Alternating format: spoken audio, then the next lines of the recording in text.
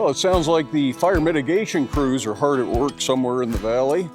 And I suppose it's time for me to be hard at work back on the cabin project.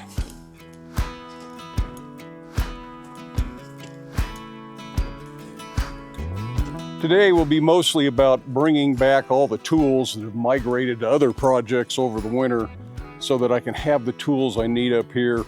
Got the solar panels plugged in, charging the battery banks. I have some power up here to charge the battery operated tools, as well as a couple of corded tools. Then it's just a matter of figuring out where I am and what I need to do next. Of course, one of the big things to work on are going to be the door and the window bucks. I've got about half of them done, doors about half done, so well over 50% of the way through. I started doing this several years ago, and it is just taking me forever to get back to work on this project. So hopefully, the latter half of June, July, August, September, most of October, I can spend trying to get this place sealed up. I need to get the door and window bucks in. Then we need to chink the building so that it's sealed up. Then the doors and windows can go in because it's easier to chink before those go in. And at that point, the building is pretty well sealed up, but that might take most of the summer to get to that point. It's mostly going to be me and Janet. I might be able to get some friends to help here and there, but it's going to be a slow process. And let's face it, I just don't work as fast as I did when I was 30 or 40 years old. And there'll be other things to do up here. There's some fire mitigation work to do up here. There's some cleaning up of the old half-rotten logs that needs to be done. So there's lots of work to do up here in the next few months. I think most of the videos here on the John Switzer channel are going to take place right here in the cabin. Now, if you're new here and you haven't seen some of the earlier videos on this project, of course, I wasn't doing videos when we started this project. It's been going on for that long. This is an old homestead cabin. It was originally located on a ranch probably about 20 miles from here as the crow flies. They didn't want it anymore. It had been lived in up until the mid-70s, as I recall. They were going to tear it down. Somebody else said, don't tear it down, I'll disassemble it. And Dave took this down, meticulously numbered all of the logs so you knew exactly which wall they went on, exactly where in the wall the log went. Really had a great system going. He stored the logs for some number of years, never did get around to putting the logs up. We bought the logs from Dave, took them to a previous piece of property we had near here, which is actually further out than where this came from. It was out on the plains. We had a straw bale house out there, and we were going to erect this out there. We never got around to it, so when we moved to this property, we hauled the logs up here and stacked them, and it was years before we finally got around to reassembling the cabin. Unfortunately, in that time, nearly all of the markers that told you which log went where were gone. Some of the logs were deteriorating. Of course, when they took it down, some of the logs were already rotting and needed to be replaced. But more of the logs deteriorated if they weren't stored out of the weather as well as we thought they were. So we had to make some educated guesses on how this went back together. Not all of the logs went back where they were supposed to go, so some of the notches didn't fit quite right. And the window opening that you see back over here should have been the door opening, and the place we made the door opening should have been a window opening, so we didn't have the right matches of logs there, and I've had to do some filling in and some cutting and just generally trying to be creative with it. But we got the logs stacked up quite a few years ago, got a roof on them, and it's really at about that time that I started doing videos. So there aren't any videos on stacking the logs and doing any of the prep work up here. We're just going to look at the remainder of the project from this point forward, and hopefully we will continue it through till this is a completed cabin and ready to be used. What are we going to use it for? Just a place to come hang out for an afternoon. Nobody's going to live up here. There's no plumbing. There's no permanent electricity. There's no sewer system. There's not going to be a functioning kitchen, any of that kind of stuff. It's just going to be a little place to come hang out. I can shoot videos up here, maybe bring the banjo up here, read a book. All of that kind of stuff, just a little escape, but it won't be residential. The main goal is really just to save this piece of history, even if it isn't exactly the way it looked originally.